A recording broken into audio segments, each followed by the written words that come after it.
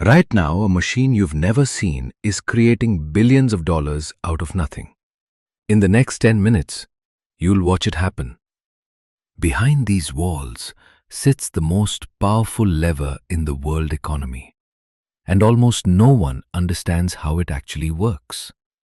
While your paycheck buys less every year, this number never stops growing. That is not a coincidence. It's not a conspiracy theory, it's policy. And it has a name: the money trap. 12 people control it. You elected none of them. And their decisions touch every dollar in your pocket. This is how America really makes money. From the vault to your wallet. In 10 minutes flat. 1910. A secret train carries the country's most powerful bankers to a private island off Georgia's coast. There, in total secrecy, they draft the blueprint for a new institution, one designed to control America's money forever. 3 years later, Congress signs it into law, right before Christmas, when almost no one is watching. The Federal Reserve is born, not a government agency, but something stranger, privately run, publicly trusted. 12 regional banks, one central board, a network built to manage every dollar that moves in America. Back then, dollars were a promise, backed by gold sitting in a vault. That promise was about to break. 1971, President Nixon steps to the microphone and severs the dollar from gold, forever. From that moment, the dollar was backed by nothing but trust and the government's word. This is called fiat money. Its value isn't gold, it's belief, and belief can be printed on demand. Which brings us to the real question. How exactly does this machine make money appear? Here's the secret. Most money isn't printed. It's typed into existence with a few keystrokes. This is called fractional reserve banking.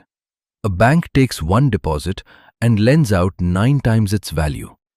Your $100 deposit becomes a $900 loan somewhere else. That loan becomes someone else's deposit, and it repeats.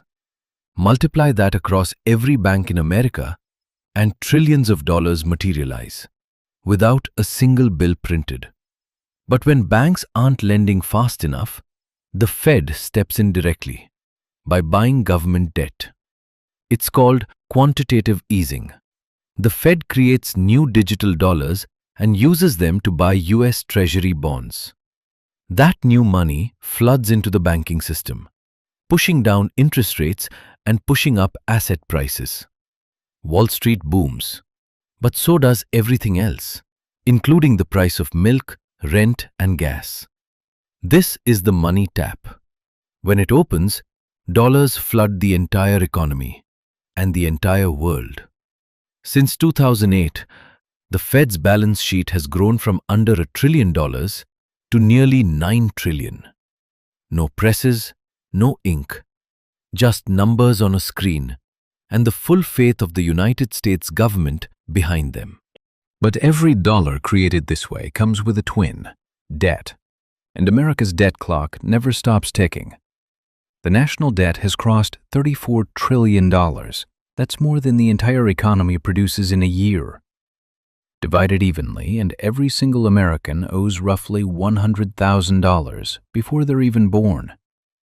To cover the gap, the Treasury auctions off bonds, essentially IOS, to anyone willing to buy American debt. Foreign governments buy trillions of it. Japan and China alone hold over $2 trillion of US debt. And that debt isn't free. In 2024, interest payments alone cost America over $1 trillion a year. For the first time in history, interest on the debt now costs more than the entire US defense budget. To pay old debt, the government borrows new debt. It's a cycle that never resolves, only grows. Every president, every party, every decade, the number only moves in one direction. Economists call it unsustainable. Congress calls it Tuesday. So why hasn't the system collapsed? Because there's one more tool left in the machine.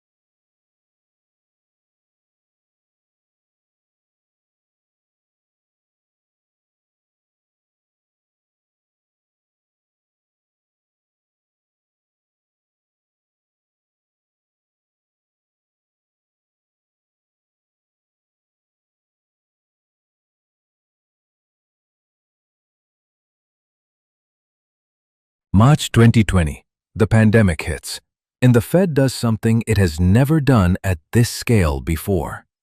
In just 8 weeks, the Federal Reserve creates more money than it did in its first 100 years combined.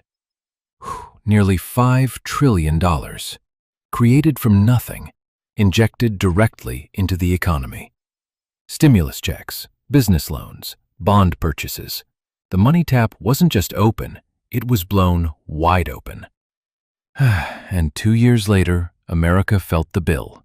The worst inflation in 40 years. Eggs, gas, rent, used cars. Prices didn't just rise, they exploded almost overnight. The Fed's answer? Slam interest rates upward at the fastest pace in modern history to fight the fire it helped start. Mortgages doubled, credit card debt soared. Millions of Americans felt the squeeze of a system correcting itself. The tap didn't just create money, it created a chain reaction that touched every corner of daily life. And because the dollar isn't just America's currency, it's the world's, that chain reaction went global. Nearly 90% of global currency trades involve the US dollar. It's not just money, it's the world's operating system. Oil, gold, weapons, trade, priced in dollars, settled in dollars, powered by trust in one country's currency. Central banks worldwide hold dollars as their ultimate safety net. Over $6 trillion in reserve. That gives America extraordinary power, the ability to influence economies thousands of miles away. But it also means every decision made inside that Fed building doesn't just move American markets, it moves the world. When the dollar surges, developing nations struggle to repay debts priced in a currency they don't control. One tap, one institution, controlling the pulse of the entire global financial system. So here's where it leaves us. A debt too large to pay off, and a currency too important to fail. Some economists warn this cycle of printing and borrowing can't continue forever. Others say it always has. What's certain is this: understanding the money tap is the first step to protecting yourself from what it does. Every dollar in your pocket started here. Now you know exactly how it got there and where it's going next.